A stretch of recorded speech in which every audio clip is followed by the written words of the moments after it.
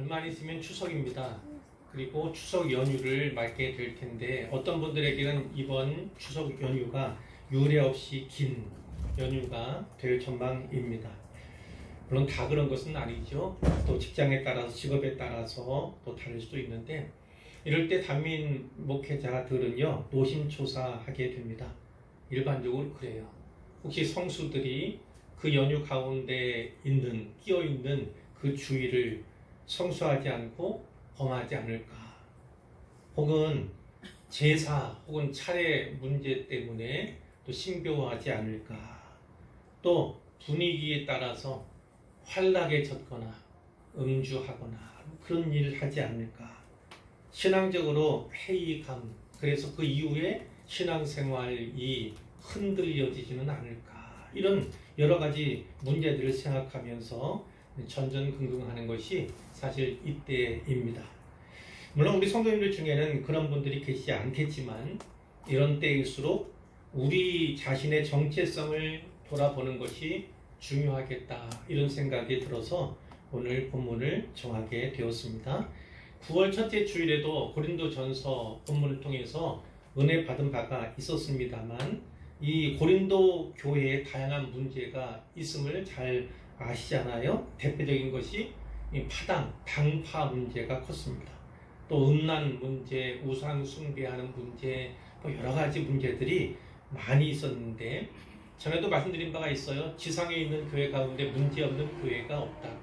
성령 충만의 대명사인 예루살렘 초대교회도 문제는 있었다고 이렇게 말씀을 드렸고요.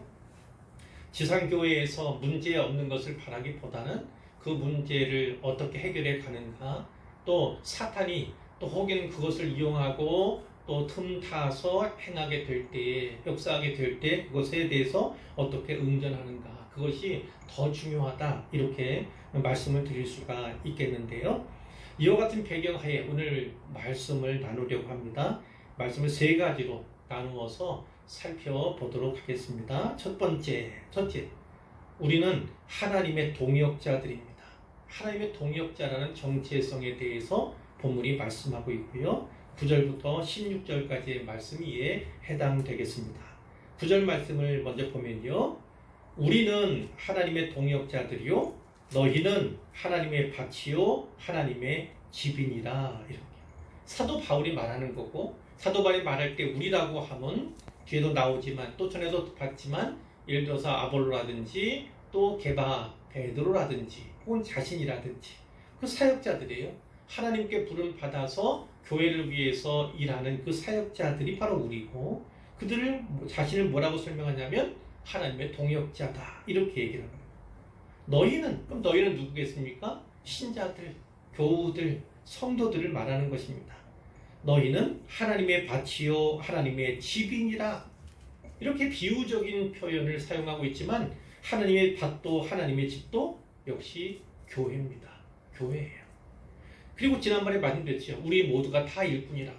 또 좀 더 부연해서 말씀드리겠지만 우리 모두가 다 이 우리에 속하는 사역자들, 일꾼임에도 틀림이 없습니다.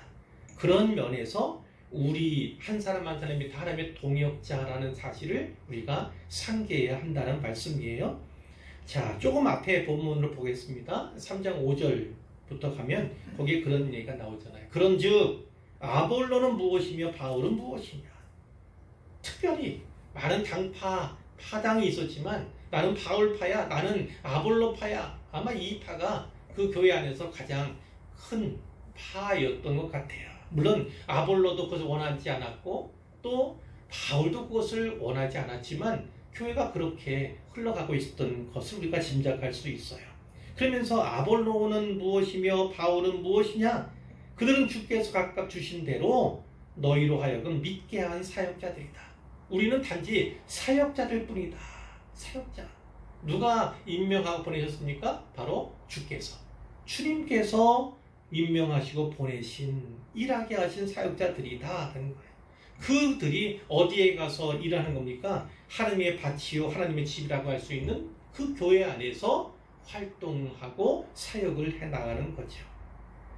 이어지는 말씀에 바울은 이 농부의 자기들을 비유하고 있어요. 나는 심었고, 바울 자신이 이야기하니까 나는 바울이겠죠. 바울을 나는 심었고 아볼로는 물을 주었을 때 오직 하나님께서 자라나게 하셨나니 그런즉 심는 이나 물 주는 일은 아무것도 아니로되 오직 자라게 하시는 일은 하나님뿐이니라. 이렇게 말씀을 하죠. 식물이 자라갑니다. 거기에는 당연히 심는 행위, 도움이 필요하고 또 물을 주고 가꾸는 그런 수고도 당연히 필요한 거죠. 그러나 정작 그것이 생명의 신비를 일으키는가? 그것은 아니라는 말씀이에요. 영적인 생명과 관련해서 말씀드려도 마찬가지입니다. 그 생명과 관련해서 우리가 할 수 있는 일은 아무것도 없다. 그것은 오직 하나님께만 주권이 있는 하나님께 관련된 일이다라는 거예요. 그런데 아무것도 아닌 우리가 서로 누가 크냐? 아무것도 아닌 우리를 따르고 추종하는 또 나누는 너희들이 누가 크냐? 이렇게 싸우는 게 무슨 의미가 있느냐? 어떤 의미가 있느냐? 바울이 이렇게 얘기합니다. 그러면서 8절에 이런 말씀을 하죠. 심는 이와 물 주는 이는 한 가지나 마찬가지로 동일한 것뿐입니다. 각각 자기가 일한 대로 자기 상을 받으리라 이런 말씀을 하죠.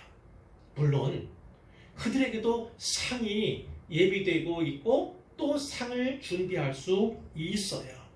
그들의 사역이 아무것도 아닌 것은 아니에요. 아무것도 아무 의미가 없는 것은 아니라는 것이죠. 그들은 심는 것을 통해서 또 물 주는 수고를 통해서 그 생명의 자양분을 공급해주는 역할을 하는 거예요. 그런 의미에서 직접 생명과 관련된 일은 하나님께서 주관하시는 일이지만 바로 그 생명의 일을 위해서 부르신 이들이 바로 조력하는 거죠. 함께 동역한 자들로 세움받았다 이렇게 말씀하고 있는 거예요. 잘 아시는 내용처럼 예수님께 십자가에서 가상출환 가운데 이 한 말씀을 하셨잖아요. 다 이루었다. 다 이루었다. 영어 성경에는 finish라고 다 끝났다 이렇게도 번역을 하고 있어요. 이 말씀은 무엇이 같다는 겁니까? 아예 고난 다 끝났다. 나 이제 곧 죽을 거니까 십자가 위에서의 고통 다 끝났다. 이것을 말씀하는 것이겠습니까? 아니죠. 다 이루었다는 건 무엇이냐면 세상을 특히 사람들이죠. 구원하기 위해 구속하기 위해 필요한 모든 일, 모든 사역은 이제 완성됐다, 끝났다 이렇게 말씀하시는 거예요. 자, 이렇게 다 이루셨기 때문에 사람들에게 기회가 온 것입니다. 하나님의 사역자들에게 일꾼들에게 기회가 온 거예요. 왜냐하면 이제 비로소 우리의 사역이 시작되게 되었기 때문이죠. 하나님께서는요, 물론 혼자 다 하실 수 있어요. 주님도 혼자 다 하실 수 있지만 그러나 하나님께서는 그렇게 일하지 않으세요. 우리를 필요로 하듯 일하시죠. 동역자를 함께 일할 일꾼들을 부르시는 택하시는 그 방법으로 일하시는 것이 바로 우리 하나님이십니다. 그런데 이 본문을 볼 때 그러면 바울과 같은 그런 사도들이나 혹은 복음 전파자들이나 혹은 교역자들이나 이런 사람들에게 이 말씀이 해당된다 이렇게 생각하는 분들도 없잖아 있긴 하지만 우리는 그렇게 생각해서는 안 됩니다. 모든 그리스도를 향한 거룩한 부르심에 눈을 떠야 되는 거죠. 모든 그리스도를 향한 거룩한 부르심이 있습니다. 우리 모두를 다 하나님의 동역자로 세워 사용하고자 하는 하나님의 뜻이 있음을 우리가 분명히 깨달아야 하는 것이죠. 뿐만 아니라 이 동역의 개념, 동역이라는 개념에 대해 생각할 때 우리가 그 일들을, 이 사역을 어떻게 해야 하는가 그것에 대한 인사이트를 우리가 발견할 수가 있어요. 무엇입니까? 하나님의 방식대로, 하나님이 원하시고 기뻐하시는 방식대로 일하고 사역해야 한다는 것입니다. 이 방식은 예수님의 이 말씀 가운데 오롯이 담겨 있어요. 어떤 말씀이냐면 아버지가 나를 보내신 것 같이 나도 너희를 보내노라.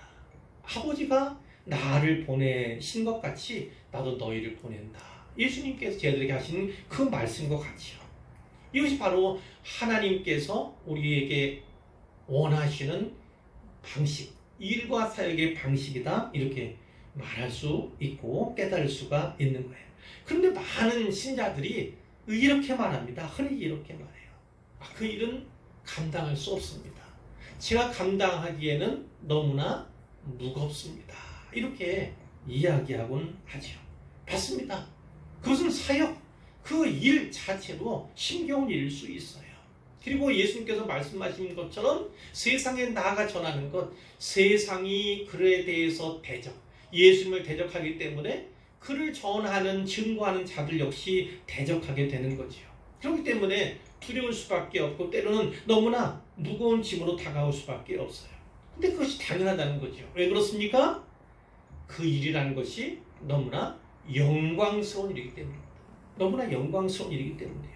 실제로 이 영광이라는 뜻으로 번역된 단어, 히브리어 단어는 카보드라는 단어예요.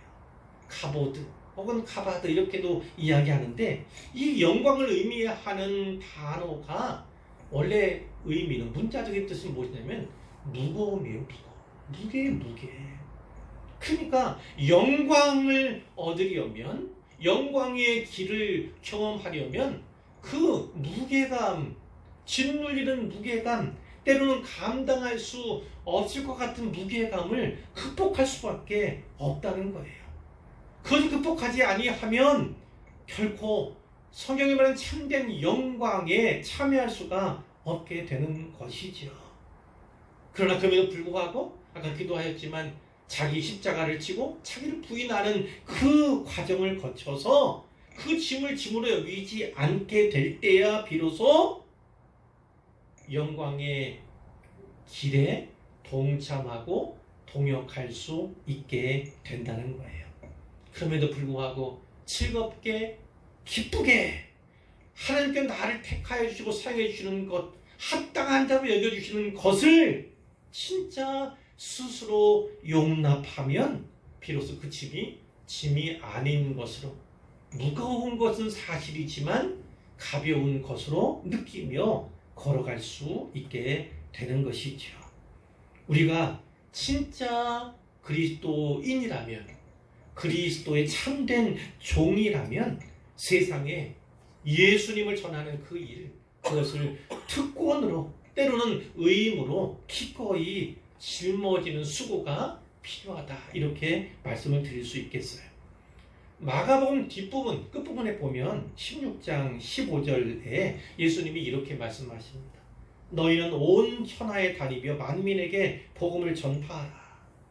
믿고 세례를 받는 사람은 구원을 얻을 것이요 믿지 않는 사람은 정죄를 받으리라. 믿는 자들에게는 이런 표적이 따르리니 곧 그들이 내 이름으로 귀신을 쫓아내며 새 방언을 말하며 뱀을 집어 올리며 무슨 독을 마실지라도 해를 받지 아니하며 병든 사람에게 손을 얹은즉 나으리라. 이렇게 말씀하죠. 그 뒤에 본문이 뭐냐면 주 예수께서 말씀을 마치신 후에 하늘로 올려지사 하나님 우편에 앉으시니라. 예수님께서 하늘로 올라가셨어요. 승천하셨어요.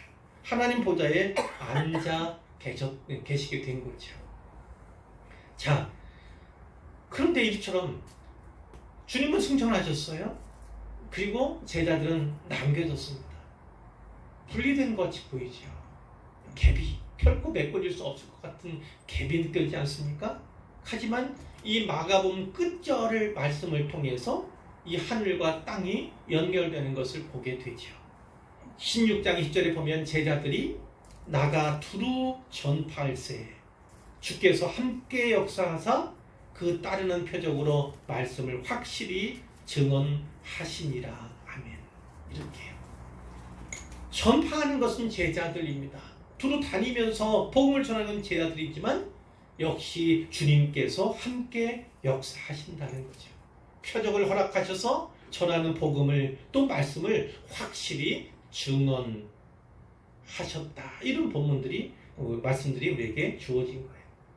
그러니까 갭이 있는 것처럼 보이고 완전히 분리된 것처럼 보이지만 사실은 하늘과 땅이 연결되고 있음을 우리가 분명히 알 수가 있는 거죠. 하나님의 동역자는 협력관계입니다. 서로 쌍방적인 관계다 이렇게도 이야기할 수 있어요. 그분은 하늘에 올라가셔서 안식을 맡게 되시죠. 지상사역을 다 마치셨습니다. 그러나 지금도 우리와 함께 하십니다. 우리가 일한다면, 우리가 사역을 한다면 우리 주님께서 함께 해주십니다. 요한계시록에 보면요, 앞으로 장차 될 일들이 많이 나오죠. 보이지 않는 세계, 천상 세계에 대해서 많이 기록되어 있습니다. 지상의 교회는 그 교회에 가기 위해서, 그 교회에 속하기 위해서 전투하는 교회죠. 여기서는 싸우는 거예요. 여기서 영광을 누리거나 여기서 승리, 완전한 승리를 경험하는 것이 아니라 그 승리적 교회, 영광의 교회에 들어가기 위해서 여기서는 치열하게 싸우는 겁니다. 전투하는 것이 지상교회의 모습인데요. 그런데 이 지상에 전투하는 교회가 이 천상과 보이지 않는 하늘 세계와 어떻게 얼마나 긴밀하게 관련되어 있는가 요한계시록이 아주 잘 보여줘요. 거기에 보면 예수님은 보좌에 앉아 계시지 않습니다. 가만히 앉아서 쉬시는 주님의 모습이 아닌 거예요. 어떻게 합니까? 촛대 가운데 거니시는 그 주님을 발견하게 되고 또 보좌 가운데 서 계신 어린 양으로서 인들을 하나씩 땜으로써 세상 역사를 움직이시고 주관하시는 분으로 등장합니다. 또 백마를 타고 하나님의 군대를 이끄시는 모습이 하나님 말씀으로 원수를 공격하는 모습이 거기에 기록되어 있지요. 하나님의 동역자들에게는 이 승천하신 예수 그리스도께서 함께 하시는 은혜를 또 믿음으로 말미암은 고백을 갖게 되는 것입니다. 그렇기 때문에 우리의 승리는 철저하게 확실하게 보장되어 있어요. 그러나 성경의 표현처럼 심는 자가 또 물을 주는 자가 충성되지 못하고 신실하지 못할 때 그 식물의 성장은 지연될 수밖에 없어요. 마찬가지로 하나님의 종들로 하나님의 일꾼으로 사역자로 구별된 그렇게 부름받은 우리가 복음 전파에 노력을 게을리 한다면 어떻게 되겠습니까? 하나님의 일은 지연될 수밖에 없는 것이죠. 마태복음 13장 57절 58절에 이런 말씀이 있어요. 예수님께서 고향에 가셨습니다. 나사렛 가셔서 회당 그리고 밖에서 또 사역을 해나가셨어요. 그런데 어떻게 합니까? 사람들이 예수님을 배척했습니다. 아, 저 요셉의 아들 아니야? 저 목수 아니야? 저 형제 자매들 우리가 다 아는 사람인데 이런 식으로 받았던 거예요. 배척을 했습니다. 그러니까 예수님이 뭐라고 하셨습니까? 선지자가 자기 고향과 자기 집 외에서는 존경을 받지 않으며 없느니라. 다른 집에서는 다른 마을에서는 다 존경을 받는데 고향에서는 자기 집에서는 존경받지 않는구나. 그러니까 존경해주지 않는 거예요. 너무나 잘 아는 것처럼 이렇게 여기는 것이죠. 실제로는 그분이 누구인지를 잘 알지 못하면서 그에 불구하고 내가 가진 경험, 지식으로 인하여서 그분을 폄훼하는 그런 것을 우리가 볼 수 있잖아요. 근데 중요한 건 그 다음 절입니다. 그들이 믿지 않음으로 말미암아 거기서 많은 능력을 행하지 아니하시니라. 배척할 뿐만 아니라 믿지 않는 거예요. 우리에게 그 사역이 주어졌음을 우리가 하나님의 사역자요 일꾼으로 동역자들로 구별되어 부름받았음을 믿지 않으면요 하나님의 능력은 발휘되지 않습니다. 그것을 믿는 자에게 그래서 수고하고자 애쓰고자 힘쓰고자 마음 먹은 자에게 또 행하는 자에게 하나님의 일들이 나타나게 되는 것이지요. 만일 일꾼들이 또 우리 교회가 주님의 일을 위해서 그분의 나라를 위해서 수고한다면 그 수고는 결코 헛되지 않을 거예요. 이처럼 또 심고 물을 주는 그 수고를 계속해 간다면 하나님께서 반드시 자라게 하실 것입니다. 이것을 꼭 믿으시기를 바랍니다. 다시 본문으로 가는데요. 3장 10절에 보면 내게 주신 하나님의 은혜를 따라 내가 지혜로운 건축자와 같이 터를 닦아 두매 다른 이가 그 위에 세우나 그러나 각각 어떻게 그 위에 세울까를 조심할지니라. 그러나 이 사역자들은요, 하나님의 동역을 한다 하는 이 사람들은요, 늘 조심하고 주의할 거가 있습니다. 중요한 것은 무엇이래요? 터를 닦는데 그 건축을 해나가는데 또 사역을 해나가는데 일을 해나가는데 그 터를 닦는 일을 하는 거예요. 그런데 어떻게 해야 합니까? 지혜로운 건축자 같이 터를 닦아야 한다는 겁니다. 지혜로운 건축자 같이 터를 닦아야 한다. 자, 11절에 보니까 이 닦아둔 것 외에 능히 다른 터를 닦아둘 자가 없으니 이 터는 곧 예수 그리스도라. 사역자들이 교회를 세워갑니다. 복음의 일들을 해나갑니다. 근데 중요한 것은 터를 닦는데 그 터를 예수 그리스도 위에 세워야 한다는 거예요. 그 건축을 예수 그리스도를 터 삼아서 그 위에 교회를 세워가야 한다. 그것을 말씀하고 있는 거죠. 그리스도는 교회의 유일한 기초입니다. 유일한 기초예요. 기초 세우는 게 가장 중요합니다. 가장 중요해요. 기초가 잘못됐어요. 기초가 잘못됐어요? 그럼 어떤 문제가 생깁니까? 그 건물이 크고 화려하고 웅장하면 그럴수록 더 위험한 거예요. 터가 잘못됐어요. 거기에 작은 것을, 빈약한 것을 세우면 화가 더해요. 근데 기초가 잘못되었는데 거기다 크고 화려하며 웅장한 건축을 해놓으면 그럼 어떻게 합니까? 더 위험할 수밖에 없는 거예요. 그러니까 교회는 가장 중요한 것이 있는데 바로 기초를 잘 다져야 한다는 겁니다. 기초를 바르게 다지는 것이 가장 중요하다. 그럼 우리 신앙의 기초, 우리 교회의 기초는 무엇입니까? 바로 그리스도의 십자가. 그리스도의 십자가의 그리스도가 바로 우리의 터가 되는 것이죠. 마태복음 7장에 예수님이 그런 말씀하셨어요. 아까 지혜로운 건축자 얘기가 나와서 제가 드리는 건데요. 마태복음 7장 24절에 예수님이 그 말씀하셨습니다. 그러므로 누구든지 나의 이 말을 듣고 행하는 자는, 듣는 것만 해서는 안 됩니다. 듣고 행해야 하는 거예요. 듣고 행하는 것 사이에 뭐가 있겠습니까? 바로 믿음이 있는 겁니다. 들어서 믿음을 가졌을 때 행하게 되는 거죠. 자, 이런 자는 그 집을 반석 위에 지은 지혜로운 사람 같으리니, 이렇게 예수님께서 말씀하고 있어요. 집을 반석 위에 지은 지혜로운 사람, 이렇게 얘기하고, 병행구절인 누가복음 6장 48절에는 좀 더 구체적으로 말합니다. 집을 짓되 깊이 파고 주추를 반석 위에 놓은 사람과 같으니, 이렇게 좀 더 보충해서 설명을 내리게 돼요. 어쨌든 이와 같이 반석 위에 집을 지은 사람들은 어떤 결과를 맞습니까? 비가 많이 내려요. 창수가 홍수가 납니다. 바람이 붑니다. 집을 막 부딪혀요. 그러나 무너지지 않습니다. 그 이유를 분명히 말씀하죠. 주초를 반석 위에 놓은 까닭이다.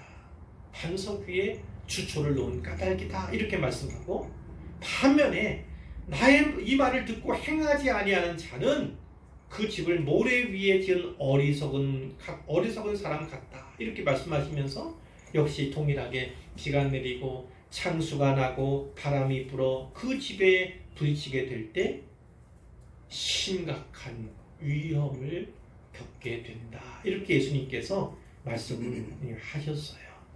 그러니 제일 중요한 건 뭡니까? 기초를 잘 다지는 겁니다. 터를 잘 선택하는 겁니다. 그 터는 바로 예수 그리스도.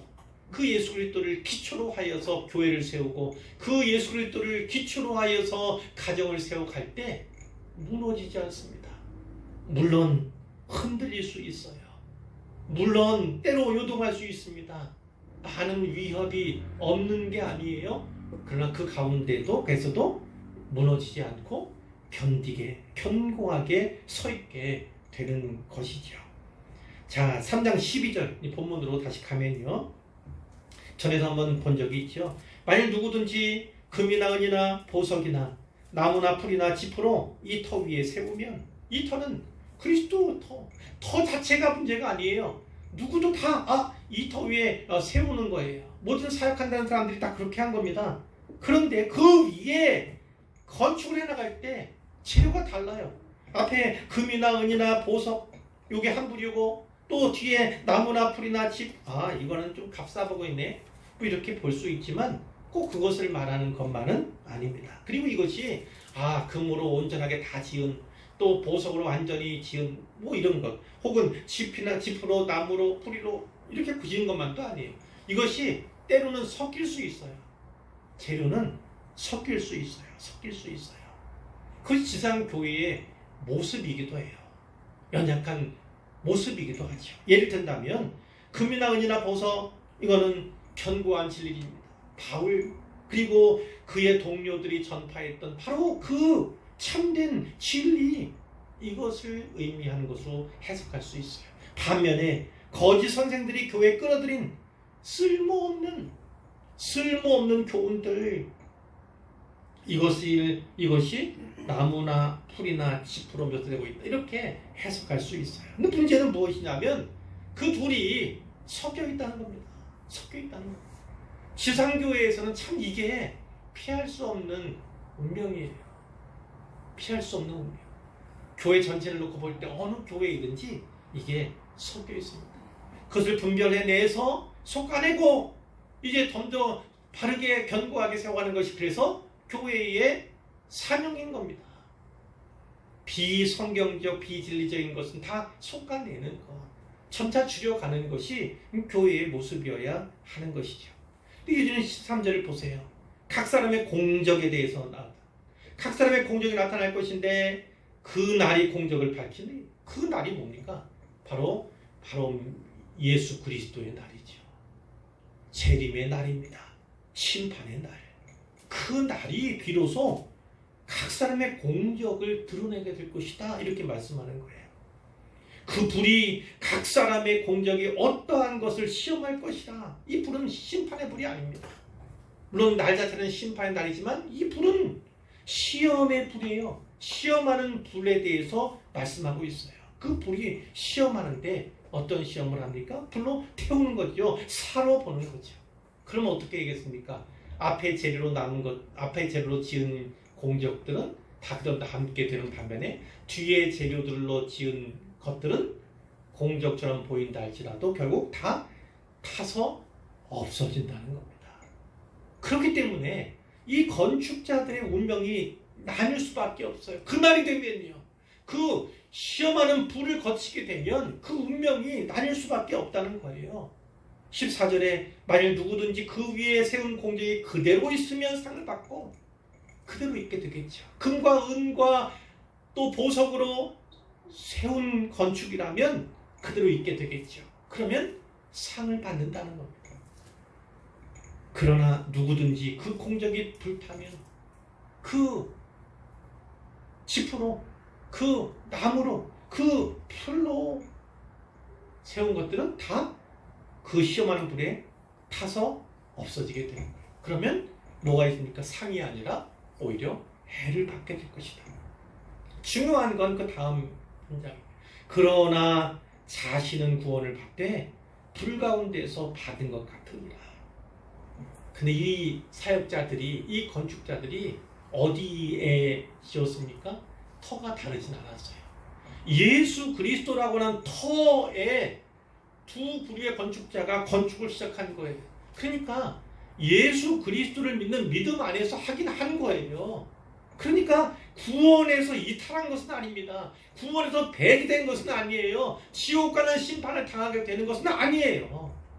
자신은 구원을 받아요. 그러나 뭐라고 말씀합니까? 불 가운데서 받는 것 같으니라. 불을 통과해서 받은 것 같아요. 그럼 뭐예요? 구원은 구원이지만 주님 앞에 내세울 만한, 주님께 상 받을 만한 그런 것들은 다 없이 된 채 그 구원 받게 될 것이다. 이렇게 말씀하고 있는 거예요. 물론 그것도 중요합니다. 그 터 위에, 예수 그리스도의 터 위에 세웠다는 사실이 중요한 거예요. 그러면 구원에서 배제되지 않잖아요. 우리의 믿음의 집도 마찬가지예요. 예수 그리스도를 터 삼아서 집을 짓기 시작하면 그러면 그것 자체가 없어지는 것도 아닙니다. 구원 받게 되죠. 그러나 중요한 건 그 구원받은 자로서, 신자로서 자기의 신앙의 집을, 믿음의 집을 어떻게 세워가는가, 모든 이들에게 공통적인 과제인데 그 과제를 잘 수행할 때 해가 아니라 상을 받게 된다. 이렇게 교훈해 주시는 것으로 우리는 받을 수 있죠. 이제 두 번째입니다. 둘째로 우리는 하나님의 성전입니다. 하나님의 성전이라는 정체성이 우리에게 있다는 말씀이에요. 3장 16절입니다. 너희가 하나님의 성전인 것과 하나님의 성령이 너희 안에 계시는 것을 알지 못하느냐. 아멘. 하나님의 처소는 구약에서도 주어졌습니다. 우리가 잘 알다시피 성막이, 그리고 성막이 성전으로 건축되었어요. 그리고 이 신약에 오니까 우리의 몸이 바로 하나님의 성전이 되었다. 이렇게 말씀하고 있죠. 하박국 2장 20절에 이런 말씀이 있습니다. 오직 여호와는 그 성전에 계시니 온 땅은 그 앞에서 잠잠할지니라. 이런 말씀이 있습니다. 이럴 때 그 성전은 뭐예요? 바로 예루살렘 성전이지요. 어려워요. 힘겨워요. 고통스러운 시대를 겪고 있어요. 그러나 그때도 하나님은 거기 계셨다고 해요. 예레미야 7장에 가보면 이런 말씀이 있습니다. 하나님께서 예레미야에게 말씀을 주시는데요. 너는 여호와의 문 집에 서서, 집 문에 서서 이 말을 선포하라. 그런 말씀이에요. 여호와께 예배하러 이 문으로 들어가는 유다 사람들아, 여호와 말씀을 들으라. 만군의 여호와 이스라엘 하나님께서 이와 같이 말씀하신다. 너희 길과 행위를 바르게 하라. 그리하면 내가 너희로 이곳에 살게 하리라. 너희는 이것이 여호와의 성전이라, 여호와의 성전이라, 여호와의 성전이라 하는 거짓말을 믿지 말라. 이때는 어떤 거예요? 하나님께서 떠나셨어요. 계시지 않습니다. 그런데 거짓 선자들이 나서서 우리는 절대 망하지 않는다. 우리는 절대 망하지 않는다. 하나님이 지켜주실 거다. 왜? 여기에 우리 하나님의 성전에 계시지 않느냐. 하나님 계시는데 누가 감히 이 하나님의 도성을 치랴, 멸할 수 있으랴, 이렇게 자신만만한 거예요. 그런데 하나님 뭐라고 말씀해요? 이 예레미야에게 통해서 사람들에게 뭐라고? 이것이 여호와의 성전이라, 여호와의 성전이라, 여호와의 성전이라 하는 거짓말을 믿지 마라. 거짓말이다. 그 거짓말이다. 성전이 있다 할지라도 망할 수 있다. 성전이 있는 하나님 도성이라 할지라도 멸망할 수 있다. 그러니 그 거짓말을 믿지 마라. 이렇게 말씀하세요. 이런 과정을 거쳐서 그 건물로서의 성전이 없어지고요. 물론 지금도 터는 남아 있어요. 그 자체가 중요한 것이 아니라 하나님의 집으로서, 하나님의 처소로서의 성전이 우리의 몸이 되었다는 것입니다. 우리의 몸이 되었다. 이렇게 볼 수가 있죠. 그러니까 하나님께서는 더 이상 벽돌로 지어진 건물에 그분의 처소를 삼으시는 것이 아닙니다. 물론 우리가 예배드리는 예배당, 또 교회당에도 하나님의 임재를 우리가 원하는 그런 때가 있잖아요. 예배를 위해서 하나님의 임재를 구하는 때가 있지 않습니까? 그러나 하나님의 처소는 우리 안에, 믿는 신자들 안에 이제 그 처소를 마련하게 되신 거예요. 여기에 임재하여 계신다. 이렇게 우리는 받을 수가 있는 것이죠. 열왕기상 8장 27절에 보면요, 성전 봉헌식 장면이 나오면서 솔로몬이 기도하는 내용이 나와요. 거기서 이렇게 기도합니다. 솔로몬이 하나님이 참으로 땅에 거하시리까, 하늘과 하늘들의 하늘이라도 주를 용납하지 못하겠거든 하물며 내가 건축한 이 성전이오리까. 이렇게 합니다. 자, 이것을 우리에게 좀 적용해 보시겠어요? 하나님께서 참으로 제 안에 거하십니까? 하늘과 하늘들의 하늘이라도 결코 용납할 수 없는데 하물며 이 허물 많은 이 죄악의 문제 가운데 늘 노출되어 있는 제 안에 거하신단 말입니까? 우리는 이렇게 받을 수 있어요. 그것이 얼마나 놀라운 은혜, 큰 은혜인가를 솔로몬이 고백한 것인데 우리 역시 그와 차원이 다른 훨씬 차원이 높은 그 측면에서 우리도 역시나 고백해야 하는 것입니다. 우리가 과연 무엇이기에 우리가 누구의 관대 하나님께서 이렇게 하십니까? 그 다윗의 시를 기억하시죠? 그것이 바로 우리 한 사람 한 사람의 신앙 고백으로 믿음의 고백으로 늘 고백되어야 되고 적용되어야 하는 것이지요. 에베소서 2장 20절 이하에 이런 말씀이 있습니다. 너희는 사도들과 선지자들의 터 위에 세우심을 입은 자라. 그리스도 예수께서 친히 모퉁이 돌이 되셨느니라. 교회의 모퉁이 돌은 바로 예수 그리스도이신 거죠. 바로 그 안에서 건물마다 서로 연결하여 주 안에서 성전이 되어가고 주 안에 성전이 되어가요. 점차점차 하나님의 나라로서의 성장, 공교회의 성장, 그것을 말한다 볼 수 있어요. 연락되어 가면서 성전이 점차점차 하나님 나라가 그분의 왕국이 점차점차 커가는 거예요. 너희도 성령 안에서 하나님의 거하실 처소가 되기 위하여 그리스도 예수 안에서 함께 지어져 가느니라. 그 과정 가운데 우리 한 사람 한 사람이 또 자라고 성장해 가는 거예요. 우리 한 사람 한 사람이 성장하고 자라갑니다. 성숙해져 갑니다. 그 과정 가운데 공교회에 편입된 많은 사람들과 더불어 공교회가 확장되어지고 하나님 나라가 더 확대되어 가는 것을 우리가 볼 수가 있는 것이죠. 베드로전서 2장 5절에는 이런 말씀이 있습니다. 2장 4절부터 보면 사람에게는 버림바가 되었으나 하나님께는 택하심을 입은 보배로운 산돌 누굽니까? 예수님. 바로 그 예수님께 나아가 너희도 산돌같이 신령한 집으로 세워지고, 이 신령한 집은 바로 하나님의 집인 성전을 말해요. 신령한 집으로 세워져 가야 되는 겁니다.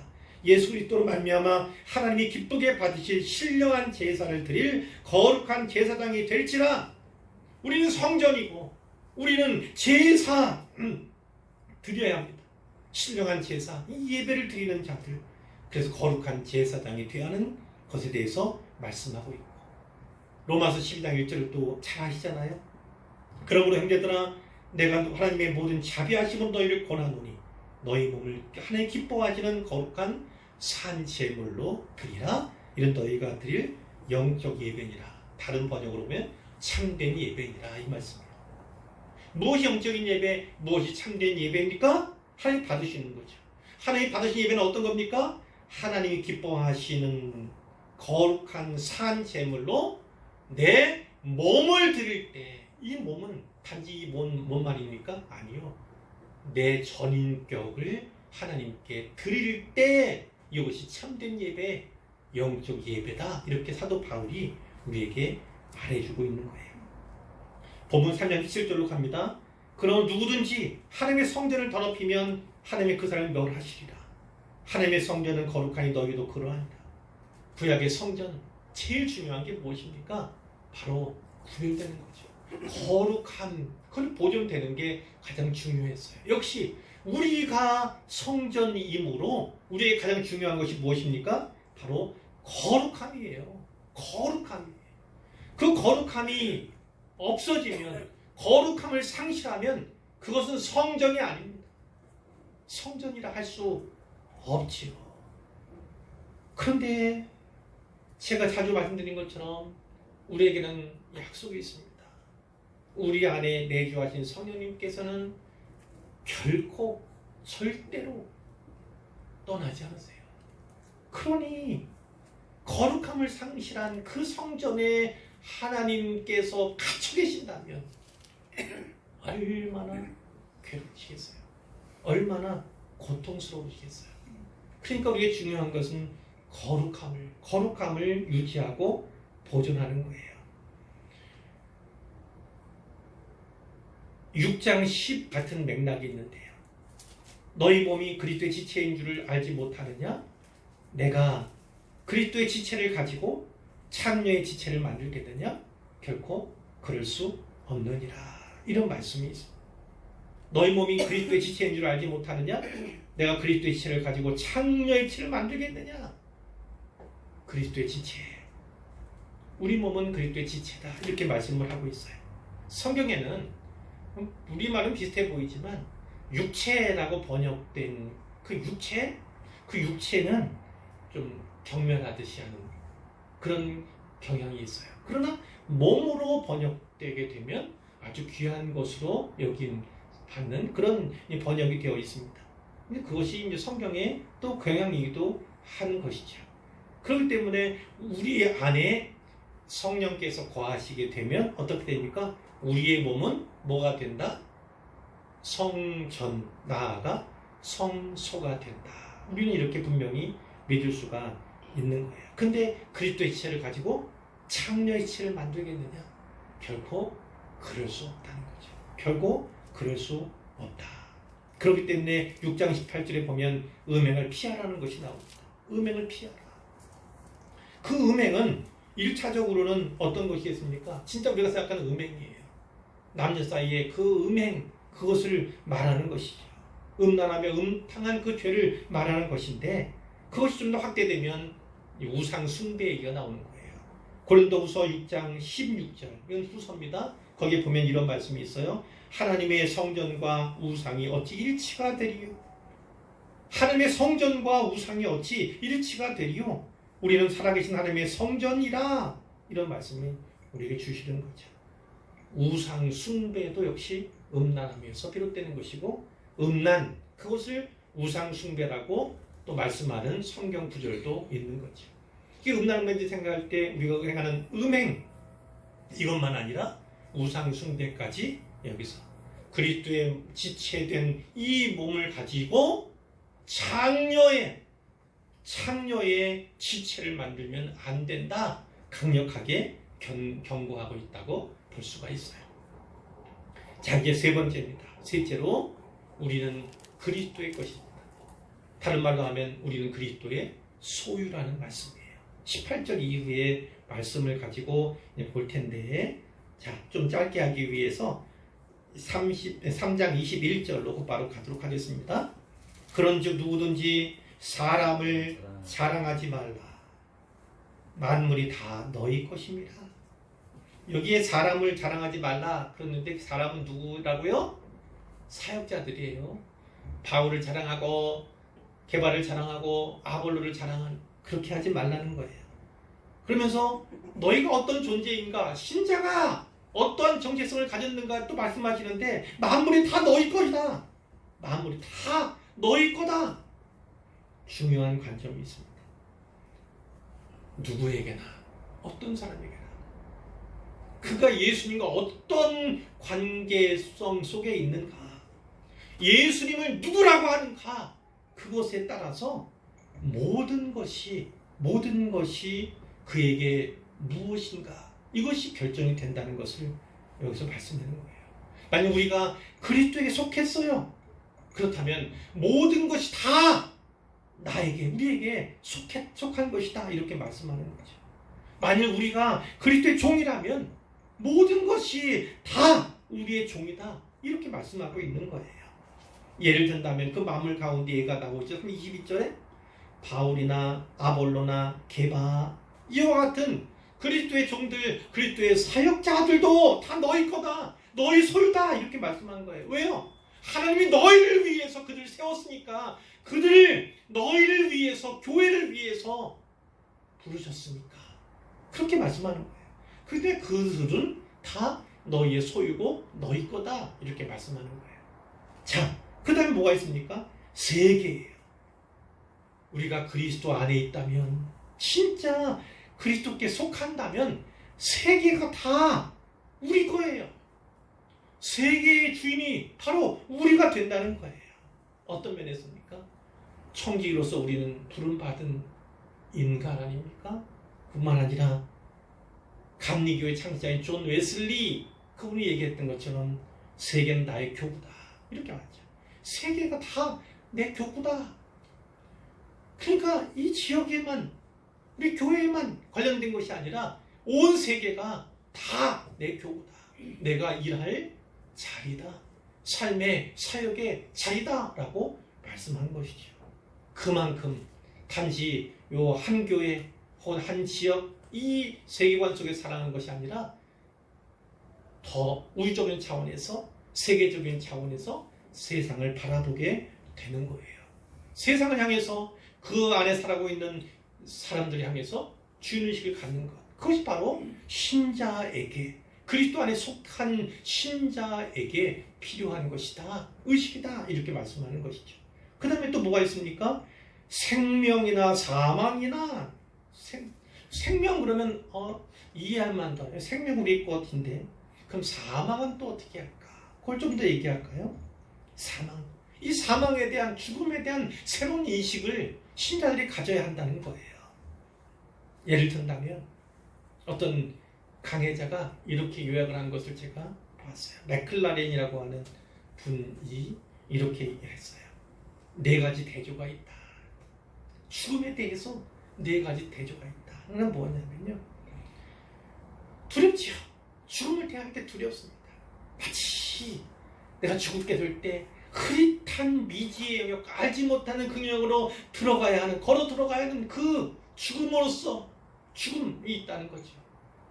생각하면 두렵지 않습니까? 그런데 신자에게는 그 죽음이 저 다르게 대조로 나타난다는 것입니다.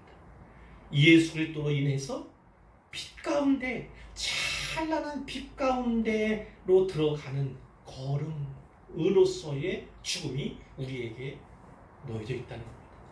그러니까 그 죽음을 두려운 것, 전혀 보이지 않고 알지 못하는 것을 걸어가는 것이 아니라 찬란한 빛 가운데 예수님이 계신 그곳으로 걸어가는 그 걸음으로서의 죽음은 전혀 다르다는 거예요. 두 번째 얘기가 뭐냐면 사람들은 무엇을 두려워합니까? 모든 활동이 다 정지가 되었어요. 그것이 두렵습니다. 그러나 그리스도는 그렇지 않다는 겁니다. 여기에서 우리 예배한 것처럼 처음 가서 우리는 예배할 것입니다. 여기서의 예배의 모습과는 전혀 다른 모습으로 더더욱 참된 예배자로서 하나님을 예배하게 될 거예요. 뿐만 아니라 여기서 사역했던 것처럼 그곳에서는 사역이 없겠습니까? 다만 아무것도 안 하고 쉬고만 있겠습니까? 그렇지 않을 거라는 거죠. 다만 이 땅에서의 일보다 더 고상한 일을 하게 될 것이라는 그런 믿음 가운데에서 죽음을 바라보라는 거예요. 세 번째는 이겁니다. 죽음 그러면 원래 이런 뜻이에요. 분리입니다. 분리. 단절죠. 그러나 신자에게 죽음은 어떤 겁니까? 예수 그리스도와의 좀 더 온전한 연합. 먼저 하늘에 가 있는 그 믿음의 성도들과의 연합. 그 연합의 매개로서의 죽음이 신자에게 주어졌다. 이렇게 보는 거예요. 네 번째는 이겁니다. 믿지 않는 자들은 두렵습니다. 죽음이 두려워요. 결국은 심판대로 끌려가는 죽음을 맛보게 되죠. 그러나 신자에게는 어떻습니까? 아니요. 신자는 그리스도의 보좌 앞으로 옮겨져 가는 죽음을 누리게 되는 거예요. 그러니까 불신자와 신자의 이 사망, 죽음에 대한 관념은 전혀 다르다는 겁니다. 전혀 다른 겁니다. 그렇기 때문에 생명만 아니라 사망도 다 우리 거다. 사망이 우리의 친구가 된다. 이렇게 말씀하는 거예요. 이렇게. 그러니까 사망에 대한 의식들도 다 뭐 뒤에 있는 거 지금 것이나 장래 것이나는 더 이상 말씀드리지는 않겠어요. 이 시간, 이 지금이라고 하는 시간의 주인도 우리, 그리고 앞으로 펼쳐질 장래 시간도 영원한 시간도 다 우리 것임을, 신자에게 주어진 것임을 분명하게 말씀하고 있다. 중요한 것은 아무리 다 우리 건데, 모든 게 다 우리 건데, 중요한 것은 무엇이냐면 우리가 그리스도 안에 있어야 한다는 겁니다. 그리스도 안에 있어야 그러한 은혜와 능력을, 자산을 얻게 된다고 분명히 말씀하고 있는 거예요. 그러면서 6장 19절 거기에 이제 병행되는 본문들이 있어서 6장으로 가는데 거기에 이런 말씀이 있습니다.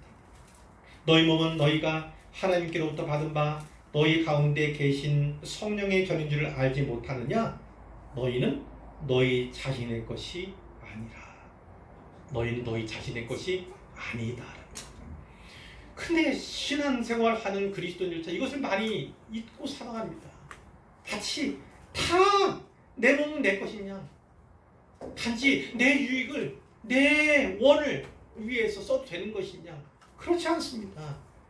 몸은 우리의 것이 아니에요. 그 이유가 무엇입니까? 값으로 산 것이 되었으니.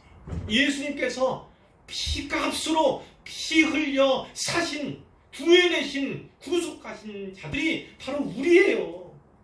예수님께서 피의 대가 십자가의 고통을 견디면서 치르면서 구속해내신 것이 우리이기 때문에 우리 몸은 우리 자신의 것이 아닙니다. 우리 모든 것은 다 주님의 소유가 된 것입니다. 그분이 치르신 그 십자가의 공로로 인하여서, 피값으로 인하여서 우리 게 아니에요. 그렇기 때문에 우리는 어떻게 합니까? 몸으로 하나님께 영광을 돌리라. 이것이 우리에게 주어진 명령입니다. 우리 몸을, 우리의 삶을, 우리의 시간을, 우리의 목숨을 하나님의 영광을 위해서 써야 한다. 사도 바울이 이렇게 분명하게 말씀하고 있는 거예요. 이 결론입니다. 짧게 결론 되겠어요? 우리가 나눈 세 가지를 기억하고 복습만 하겠습니다. 우리는 어떤 정체성을 가진 자입니까? 첫 번째, 우리는 하나님의 동역자입니다. 동역자입니다. 자, 두 번째요. 우리는 누굽니까? 우리는 하나님의 성전입니다. 자, 세 번째입니다. 우리는 누굽니까? 우리는 하나님의 것, 하나님의 소유입니다.